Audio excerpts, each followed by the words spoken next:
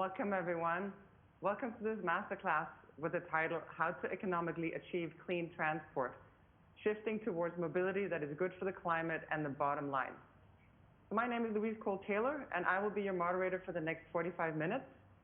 And the objectives of this masterclass is to share with you and get your input on how no one size fits all, but that different solutions are required for short and long-haul transportation, and also how different solutions are suitable for different countries and regions, and how cooperation between different players is essential to reduce the emissions from transportation. And with us today, we have 4 speakers. We have Steve Thompson from DHL, Doris Tan from Shell, and Marco Bonaveglio from Volvo, and Yelena Kremenyas from Green Freight Asia. And before we get into our presentation, I would like to, we prepared 2 polls to get your minds engaged in the topic. So what you will find on your screen, you will find the first poll is coming up in a moment here. So what percentage of total carbon emissions come from transportation? Is it 6%? Is it 16? Is it 26? Or is it 36? So please take your time to answer now.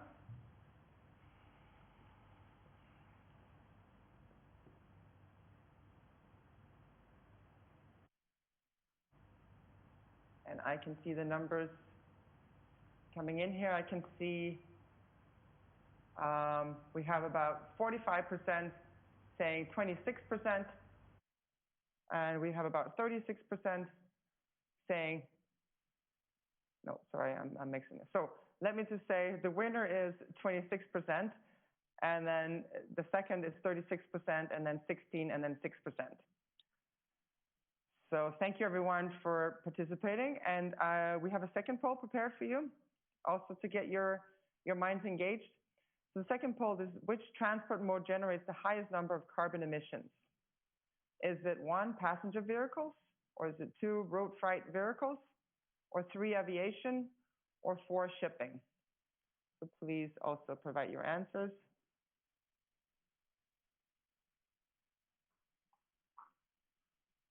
And we'll just take a moment to have your answers coming in.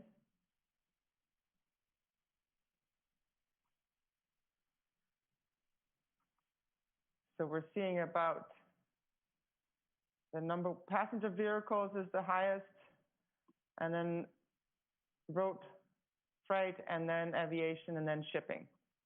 So I will let our experts comment on the results. Thank you, everyone, for participating, and I will now hand over to the studio in Singapore, where Steve Thompson will start the presentation. Over to you, Steve. Thanks so much, Louisa. I appreciate that, and welcome to live from Singapore, here with 3 panelists to discuss the sustainability question. I think after that poll, you can see this slide sort of introduces the topic, and equally sort of gives you the answer that 16% of the world's pollution today in this area is coming from transport. And you can see that transport challenge is, yes, 45% is passenger vehicles, but actually the majority, 55%, is made up from what you could call the logistics industry and freight moving goods around the world. So there's no doubt there is a challenge out there, and there's no doubt that we can help tackle that challenge as well. If I move on to the second slide, then effectively you can see here that the new vehicles, sorry if I need to go back one, the new vehicles that have been developed over the past, say, 15 years have seen an improvement in efficiency. So you can see there an 18% improvement in the efficiency of new vehicles sold, and you can then also see in part of the progress being made that effectively the EVs on the market have grown by 42%. The challenge with that is that even now they are at a figure of about 4.2%. So they are growing strongly, but obviously, as we all know, they're not widely available in every country, and that obviously is part of the challenge that we face. But I think that is progress, so we can all take some heart from that.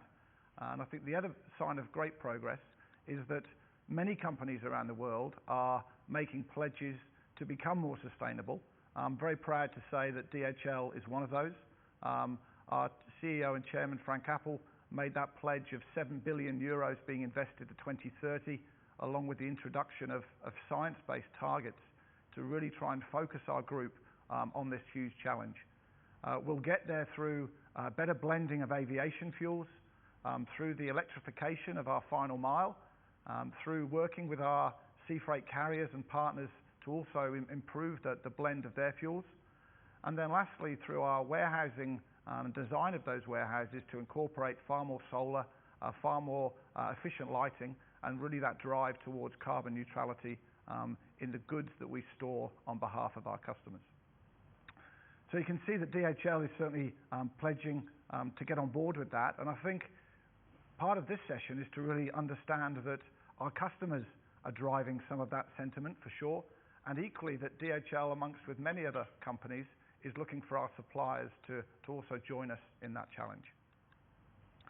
To that point, if we really do look at the roadmap that faces us and the challenges that are there, we really do have some technological challenges because there's not a level playing field in every market. I think it's recognized some of the more developed markets are far ahead of regions such as Asia Pacific, which does give us a challenge. I think things like hydrogen fuels, which we may discuss later, we don't see those commercially coming in until after 2025. We also see that the challenges and the electrification of the final mile is not matched in the line haul side of the business, just because the technology and the battery length hasn't really developed itself into the range of those vehicles. So line haul is certainly still a challenge, and again, I think we'll discuss that later. And then finally, it comes to both a personal, a customer, and the DHL question is how much of a green premium are we willing to pay when it comes to a sustainable solution? And I think that will vary from region to region, country to country, and certainly from company to company. So I hope in those sort of 4 slides I've given you a thumbnail sketch of the challenge that we all face, and equally some of the steps that DHL are starting to take to really move this agenda along rapidly with our customers and also with our suppliers. So from that onwards, I'd now like to bring in Marco from Volvo to offer his thoughts around what Volvo are doing in this area of sustainability. Marco? Thank you, Steve. Good morning, good afternoon, and good evening, depending on where you are in the world right now. I'm really proud to be here with you, Steve, in Singapore. My name is Marco Bonaveglio, and I am currently the market director here for Singapore, Thailand, and Japan. I've been working for the Volvo Group for the past 17 years and now in Asia since 4.5. I have one slide to show you our way towards sustainability from the point of view of Volvo Group. So I'd like to guide you through this one slider, and I'll take you through from the top left of this slide. So Volvo Trucks is part of the Volvo Group, and Volvo Group also has other brands like Volvo Construction Equipment, Volvo Buses, Volvo Penta, so marine engines, and then we have other truck brands such as Renault Trucks and Mack Trucks. So our brand purpose is to move the world we live in. So this is very forward-looking and proactive purpose. And then we have 3 main core values, such as quality, safety, and environmental care.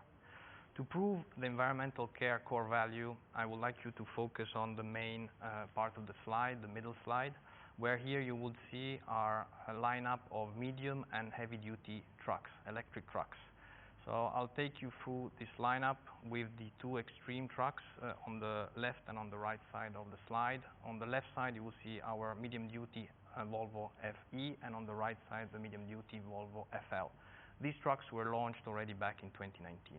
And then you have the 4 middle trucks. These are our new electric trucks, and I would like to start with the greener one with the nose, the 4th coming from the left. This is our Volvo VNR, made for North America, which was launched late last year.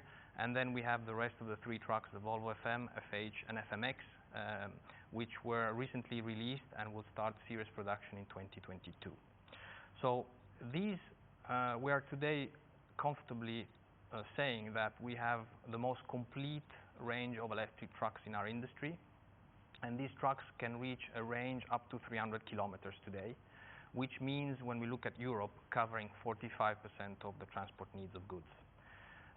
These trucks will be part of that offer, which will allow us to reach a 2040 objective to have 100% of our vehicles fossil-free in order to reach the 2050 Paris Agreement. On the bottom left, you will see, again, the Volvo VNR American truck. This is typically a partnership. We have been partnering up with 15 private and public companies in California in a project called Volvo Lights. So low impact, green, heavy transport solutions. Basically, the ambition was to demonstrate the viability of electrified vehicles in dense urban areas with high level of traffic. And the idea here was to show to the entire ecosystem the viability of electrified vehicles with the challenges, but specifically the opportunities. Then we move on to the middle side. You see a yellow DHL truck. This is an FH electric truck. This was a partnership signed early this year between DHL and Volvo, where we have one of our FH carrying 60 tons, so heavy-duty truck, in Sweden between two freight terminals of DHL, distanced 150 kilometers from each other. And this is really a partnership where both companies are learning a lot, have gained a lot of experience, but will gain even more on how to optimize the weight, how to optimize the range, and how to optimize the charging points. So really a very important experience. We're saying partnership is the new leadership, so really doing that together. And then on the right side, bottom right, you see this word hydrogen. Today, this is a bit of a buzzword everywhere. This is a bit more forward-looking. So for those applications that require more range than what I discussed before, we are seeing the future with hydrogen fuel cells electric trucks, where hydrogen will allow the generation of electricity and energy on board of the vehicles. So this, we will be selling the first hydrogen fuel cells trucks starting from mid of this decade, so from 2025 to 2030. Thank you. Great. Thank you, Marco. Some interesting information there. And now I'd like to turn over to Doris from Shell. Let's listen to Doris and talk about what Shell are doing in that area of aviation fuels and innovation around sustainability.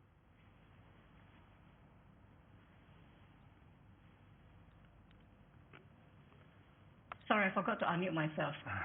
Thank you, Steve. And well, very happy to be here. Quick introduction. My name is Doris, and I'm the General Manager for Shell Aviation in Middle East and Asia Pac. Well, I like to just share with you what we are doing in the space of area of sustainability. So it is our ambition in Shell Aviation to be a leader in the low carbon transition for aviation fuels by building on our technical and commercial expertise, our reputation for quality, world-class supply chain, and carbon management operations.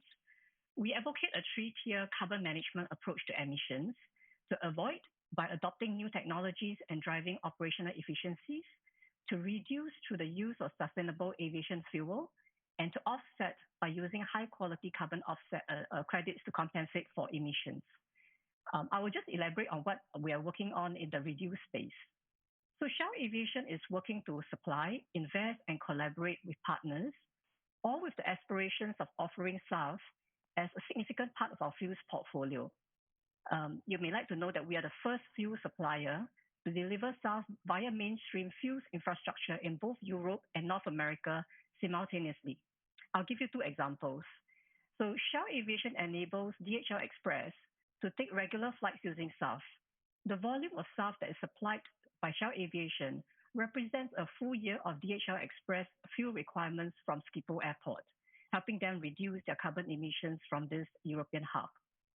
And together with World Energy, we supply Amazon Air Cargo's operation up to 6 million gallons of blended SAF. So in addition to that, we are also actively investing in a wide range of technologies and pathways that could increase the availability of SAF in the near future. So we're investing in mature technology like HEFA. So here we have already invested in a plant together with Sky Energy in Netherlands and looking for other investments as well. We also have an IH2 plant in Bangalore. This is a cutting-edge waste-to-fuel technology that uses forestry residues as a feedstock. Equally, we have power to liquids, where we supplied 500 liters of synthetic kerosene, which is produced from carbon dioxide, water, and renewable energy sources to power a KLM commercial aircraft. We have got plans to scale this technology. We also invested in LanzaJet. We made an announcement recently to bring alcohol to jet SAF to the market. And last but not least, we have got investment in Zero Avia to bring hydrogen-powered flights to the market. So we are really working with the various stakeholders across the industry involved in advancing the use of SAF globally. We are proud to be a founding member of the Clean Skies for Tomorrow Coalition. This coalition aims to support the ambition to target net zero emissions in the aviation industry by 2050, which is fully in line with the Shell Group's sustainability ambition. Over to you, Steve. Appreciate that. And for our final panelist today, I'd like to continue in Singapore. We've got Yelena joining us from the Green Freight Organization. Yelena, over to you. Hello, good morning and good afternoon, world. I wish you a great green journey into the future, starting from here. My name is Yelena, and I'm a Senior Sustainability Manager at Green Freight Asia. Happy to be here with all of you to present our approach in decarbonization, which is in line with the Science-Based Targets and the Paris Agreement. We are an NGO that is founded by big multinational companies, and we help other companies, both carriers, shippers, or manufacturers, to decarbonize their operations, and we do that through our 6 programs, which you can see on the screen here. Basically, we start with diagnostics, with data collection from the real life, from real data from the companies, in line with the internationally recognized frameworks for greenhouse gas accounting. You can see that those 3 scopes that we are focusing on also on the screen. Scope 1, which is energy in buildings and fuel from own fleet. The purchase of the electricity, which is part of Scope 2 emissions, as well as Scope 3 emissions that are part of supply chains. Once we collect data from the energy in buildings, fleet, electricity supply chain, we use these data to perform analysis, which are giving us a comprehensive insight of the company's operations, from energy in the warehouses, for example, logistics centers, manufacturing sites, fuel efficiency in their fleet, as well as their ecosystem. Now, through these analyses, we are then providing our members with the recommendations on the improvements, and we are deriving investments from these diagnostics, whether it's for energy efficiency, renewable energy, or digital solutions, as well as circular economy for supply chain, including waste and water management solutions as part of large proportion of greenhouse gas emissions as well. This is then complete energy diagnostic, the energy audit that the companies then use for their carbon strategies. Once the investments are made, we also measure the impact of these investments. We measure the savings and the reductions. This is a very comprehensive way that we are performing to help companies to decarbonize their operations, because operations are globally connected, and it's not enough anymore to focus only for one part of the operations if the companies want to improve their overall sustainability efforts and they want to stay relevant on the market. Over to you, Steve. Thanks, Helena. So I think, you've heard it there from an industry perspective from myself. We've heard of some vehicle innovation from Marco, fuels from Doris, and then I guess the measurement and continuous improvement of that and certification from Helena. So thank you all for the contributions, and I'll flick back quickly to Louisa for the next session. Thank you to all of you. This is really interesting to sort of get a perspective from 4 different windows of the ecosystem. So what we're going to be doing next is I'm going to ask some questions to the participants, and you will engage in the chat, and then I'll also ask some of the same questions for you in Singapore. So the first question is really about, Marco was talking about hydrogen fuel cells.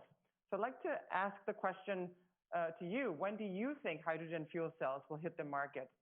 And where do you think that will happen? And what do you think are going to be the use cases? So while participants are answering that question, maybe I'll ask you, Marco, kind of like the same question. You know, what are the different use cases in the future for fuel cells and full electric trucks? Definitely. Thank you, Louise. Yeah, I think there's overall there's a bit of a misunderstanding in some cases between battery electric trucks and fuel cells electric trucks. So I think if we want to have a decarbonized transport, we need to have actually a fair mix of both technologies, right? Where the sweet spot will vary depending on the application. What we see is that for lighter applications, such as regional transport or city distribution, waste management, light construction, where the range is fairly limited, we see that battery electric trucks will really work for these segments. Why? Because the trucks would run on a limited range and would go back to their depot every night, and they will be then charged with their local network system, ready for the next morning, fully charged. Whereas on the other side, when we look at long haul or intercontinental or transcontinental transportation, we see that long haul operators are actually looking for range, are actually looking, because what happens, they don't go back home or to their depot every night. The contrary, they are actually traveling for days, so they need range, they need availability of infrastructure, and also fast charging, let's say fast refueling, let's call it like this. So this is a bit to give you a hint, and then a bit to clarify the difference between the two technology on a very high level. Battery electric trucks are electric trucks which have stored energy already on the truck itself, whereas when it comes to hydrogen fuel cells, we're actually storing hydrogen in the tanks of the truck, and via an electrochemical process, we are transforming the hydrogen into electric energy, and then the energy will, of course, create propulsion and then drive electric for, as we said before, longer ranges. Thank you. All right. So I'll just read a few answers from the chat. So someone here is saying, I was hoping before 2025. I hope in long haul, so in North America and Australia. And so Louisa, I think Marco touched on that, but you think, Marco, that will be the latter half of this decade? Between 2025 and 2030, correct. Okay. So, yeah. And I think certainly the DHL research, Louisa, certainly points to post-2025. So I think there's some consensus of view on that, yeah. Well, but nobody's challenging that, actually. Nobody's, not yet, what I can see. Someone here is saying H2 may be used for long-haul EV transportation, but maybe also to benefit from negative prices of electricity brought by solar wind intermittency. So, so I think you were touching a little bit, Marco, on what the main challenges are in electrifying heavy trucks versus passenger vehicles. But I wonder if you would maybe say a few words about that. Of course, Louise. I think that we have to bear in mind, a truck is made to be on the road to deliver from point A to point B to point C to point D, and to be on the road as much as possible. What do we see as the biggest challenge today is to have enough battery or energy performance versus not compromising on payload and range, or productivity, let's say.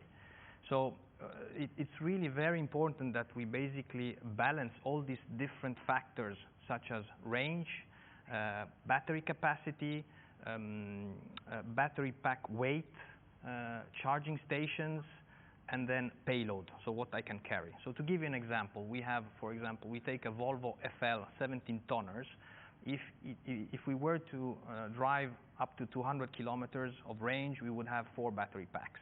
If we were to extend that range to 300 kilometers, we would have to add 2 additional battery packs, meaning that we would have to compromise on 1 ton of payload. So it's really about balancing those elements, as I said before, depending on the application. We see that this technology will, of course, mature. We'll have more and more, let's say, charging infrastructure available. But in parallel, as I said before, we will then look into hydrogen fuel cells for longer ranges applications where we really need to have those 500-800 kilometers of range, and that will be the solution going forward. Thank you. So I also just want to mention to the participants, don't hesitate just asking questions. If you have any questions to the experts, please write them in the chat as well. But what I will do now is I will also ask you a question, and I'll ask Doris the same question. So I'd love to hear from you, what do you see are the biggest challenges to the adoption of sustainable aviation fuel? Like, what do you see are the biggest challenges, and maybe what do you see it will take to scale up the production? And while participants are weighing in, I will ask you that, Doris. Thanks, Louise. Shine some light on that. Yeah, so aviation is a very hard to abate sector, so there are no easy, I mean, it's a simple challenge, but it's not an easy one.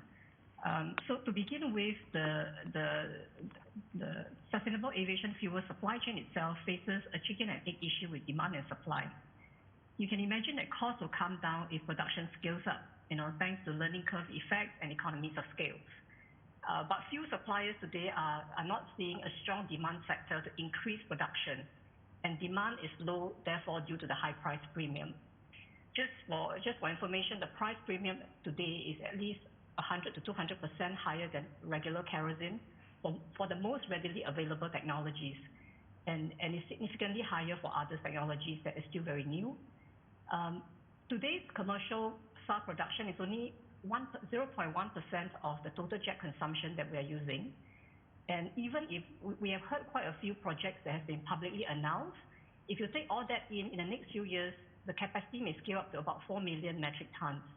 But even that is only just reaching over 1% of the expected jet fuel demand in 2030. So you can imagine there is a lot more to be done to stimulate both demand and supply. I mean, I can talk about what Shell is doing here while we wait for questions or feedback from the participants. Sure. So on our end, we are actively working to increase the supply and availability of SAF, and we have a portfolio of SAF projects around the world. One of them that I can talk you through is the HEFA feasibility study that we are doing at our Pernis refinery in the Netherlands. This project could result in Shell building a sizable low-carbon fuels facility. A final investment decision has not been taken yet, but if it's built, the new plant and the pre-treatment unit could convert waste fat and oils, amongst other feedstock, into sustainable low-carbon road and aviation fuels.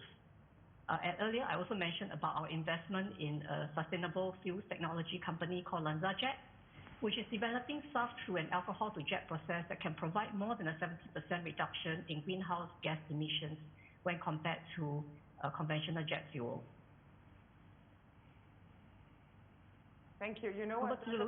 Yeah, there's a question here from one of the participants, and it was actually tying into something I was thinking about, the role of policymakers. What should the role of policymakers? Because here's a question saying, do airlines have CO2 reduction targets as for the auto industry regulation, and any plans of strengthening the regulations? So it really ties into this question of what the role of policymakers will be. Indeed, I think there is because it's a very hard to abate sector, you almost need all hands on deck to make things happen if we're serious about getting to net zero emission by 2050. And one of the things that we see that will help to scale up this production of SAF and a way to address the chicken and egg problem that I just mentioned earlier is really to have mandates. So in order to increase the supply of SAF, all parties of the aviation ecosystem need to collaborate to quickly scale up the production of SAF volumes. But that needs to be supported by mandates to encourage uptake and unlock that learning curve effect and economies of scale, which could help to lower costs. So we fully support, industry working with governments, working together to introduce ambitious and feasible blending mandates, preferably at a global scale to promote the use of SAF. Coupled with some physical incentives, such collaborations could actually drive new technologies and help establish SAF production plants. There are important considerations for the design and structure of such mandate. The mandate should ideally be globally aligned to ensure consistency across an industry which is very international by nature. So rather than having requirements that's introduced either on a national or a regional or a block basis. So mandate should also be ambitious, but it be consistent with pay to build supply capabilities and infrastructure. I mean, it is important that the industry has lead time to scale production to meet future mandates and to deliver competitive supply chain. That's why in Shell we advocate ramping up the levels over time as production scale up with a focus both on early generation biofuels technology, as well as a very clear pathway to synthetic kerosene through recycled carbon fuels with further support to even direct air capture technologies and advanced biofuels technology. I mean, such an approach will help to enable wider range of waste and sustainable feedstock to be deployed to grow SAF supply at scale. I hope that helps, Luis. Yeah, thank you so much. Thank you very much. I would love to also ask a question for you, Yelena, and I'll ask the same question also, or similar questions with participants. First I'll ask the question for participants. I'd love to hear what you see has been significant factors that have influenced carbon reduction from transportation in the last years. Like, so in your perspective, what has actually had an impact on carbon reduction? And then I'll ask you, Yelena, what impact the Green Freight Asia label has had on the companies to reduce their emissions. So thank you, Luisa. We at Green Freight Asia, we believe that greening operations first of all starts from the procurement phase, which is why Green Freight Asia label focuses on helping companies to use it in the technical specification and environmental criteria, just like energy efficiency labels are used when purchasing, for example, IT equipment. For us, we have two different types of labels. One is intended for carriers, the other one is for shippers.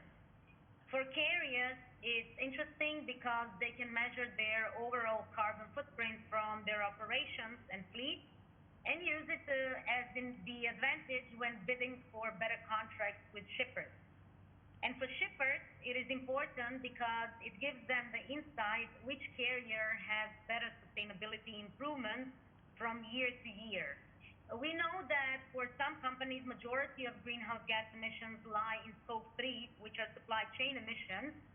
So it's really important that both carriers and shippers are looking into obtaining this label, because the greener the carrier is, the greener the shipper will be. Our labels come in 4 different categories from 1 to 4, depending on the sustainability efforts of the companies, as well as the information they want to disclose.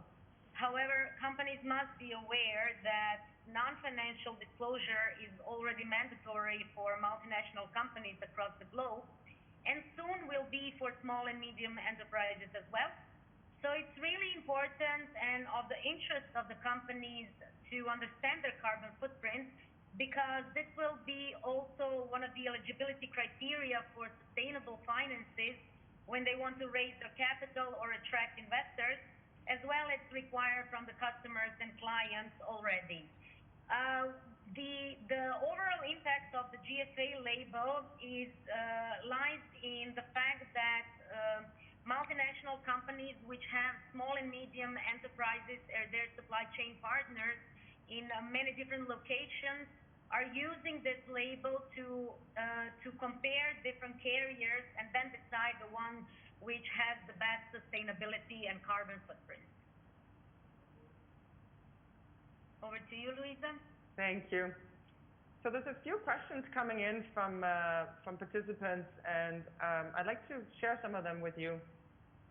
So some of them are about cost, right? So the question here is, why not using H2 also for short ranges needs a vehicle? Is the price too high? And another question here, what about the economy of those solutions? And someone is asking, will the end users be able to pay for those expensive technos? So one question we were thinking about actually is, this question of the cost, like think about you as an end consumer Like, how much more would you pay for delivery of your goods knowing that they were delivered by electric trucks? Like, just in terms of percentage, I'd love to hear from the participants. What seems like a reasonable percentage that you'd be willing to pay? And maybe I'd love to just have you comment, Steve, on some of those questions that came in about costs. What can you say about these? Yeah, look, I think from DHL's perspective, when we work with our customers, I think we do get a varied reaction by, I think sustainability is certainly making its way up that decision-making criteria when you look at bids and you look at RFQs that we may respond to. I think the challenge that we have is that then we're reliant then on our suppliers, as I mentioned earlier. So we're really trying to partner with them and work with them on solutions which are more efficient, and obviously trying to minimize the cost to make those as effective as possible. There are some incidences where that can happen, where we can actually reduce costs by being green, but as you've heard from our panelists today, the price of vehicles and the price of fuels are not two of those areas that at the moment you could offer a more efficient price back to the customer. So that is a challenge. We're really hoping that as this technology develops, that equally that will help in that area. And then it's up to us to try and drive those efficiencies and if you like, work with our partners to experiment and trial and make sure that we can find efficiencies. So I think it does vary. Some companies really do have a very green mission and they're willing to maybe pay a small premium. But I think in the world of today, where certainly in the last 2 years, where freight prices are pretty unstable at the moment and are certainly on the increase rather than the decrease, it's a pretty tough ask to ask anyone to pay more for green at the moment when already freight budgets of our customers are certainly probably maxed out at the moment just because of the COVID situation we're in. So there's a little bit of an answer there. Yeah, and someone's actually answering here. I'd pay 10% more on the delivery cost or would accept to get my goods a day later. So that's another way to think about it. Yeah, I think, Louise, one other interesting point in that is over time, we'd like to develop maybe the solution where we can offer a dual price. So one price is a normal solution, the second price might be a green solution or a sustainable solution, and maybe that's a price differential that we can give to that customer.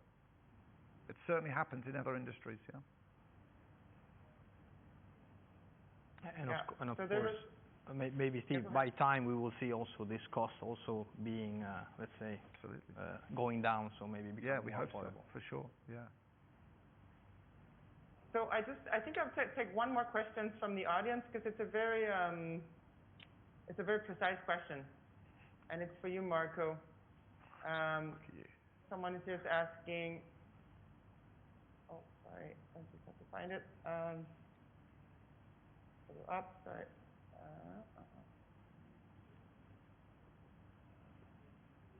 How long does it take to charge for full autonomy of Volvo trucks now? It takes roughly 10 hours a slow charge, and then we can go also with a DC, a fast charge, and it's 1 hour and a half from 0 to full charge. Okay. So I would like to ask a question. So we're about to sort of going into a converging phase and sort of wrapping up this session. It has been really, really interesting to hear these different perspectives and the interaction from the audience. So I'd like to ask, before I throw the question at you, experts, I'd like to throw the question at the participants who are sitting at home, what they're leaving with from this masterclass. Any surprises, any confirmations, any call to actions. You've now heard from 4 different perspectives, 4 different windows into the ecosystem. What are you leaving with? And while these questions are coming in, I'd like to ask you the question in the studio. So maybe I'll start with you, Steve. Yeah, I mean, I leave with a lot of encouragement, actually, from what I've heard today. I think the DHL mission, which is, carbon zero by 2050, which has long been our strategy now, I think there is real hope. I think governments are making regulations globally from the automotive side of things. And I think then manufacturers are clearly investing a lot of dollars in R&D. We can see from what Volvo has said today that there's already fleets on the road and they will improve over time. And then obviously the fuels that Doris touched on, where that premium was quite considerable today, I think, again, we can see a lot of research going into that. So I think public sentiment is there, and at the end of the day, it will be consumers that drive a lot of this, because they still purchase goods and services at the end of that supply chain. So they will drive a lot of this in the sentiment towards those multinationals, and I think it is up to those large companies to put those funds aside to really invest and move us forward in this area. So someone here is writing in the chat, thank you for this. I'm impressed by the commitment of the big mobility players. Clearly, if they are to respect them, that's radical transformation coming. And someone else is saying, thank you for this enthusiastic session, confirmation that we need ecosystems to work, and that net zero will require several solutions, H2, biofuel, electrical vehicles, et cetera. Clear confirmation that logistics service provider are looking to get greener with all innovations which will be available. So with that, I would love to hear, are there any other last minute kind of any last minute? Yeah, I think we may have a few takeaways here. Louisa, Marco? Yeah. I think it's very clear to all of us that, at least from a Volvo perspective, we are part of the problem, but we definitely want to be part of the solution. Yeah. The roadmap is very, very clear, as you could see. And for us, it's a lot about preparing the future, and we are starting already. And for us, partnership is the new leadership. So we need to do it together with all the stakeholders, especially our customers, but as we said before, with the entire ecosystem. And we're ready for that. Yeah. And I think for us, that is pulling a solution together for our customers. I think it is looking at our suppliers that we've heard from today, but also the buildings that we operate in, the infrastructure around us. And I think it's up to all of us to collaborate, be innovative, and to bring those innovations to each other, as Marco suggested. So, no, I think it's been great. And with that, from Live Singapore, we'll hand back to yourself, Louisa. Thank you. Thank you. So thank you, Steve. Thank you, Marco. Thank you, Doris. Thank you, Yelena. And partnership is the new leadership. So let's end on that note.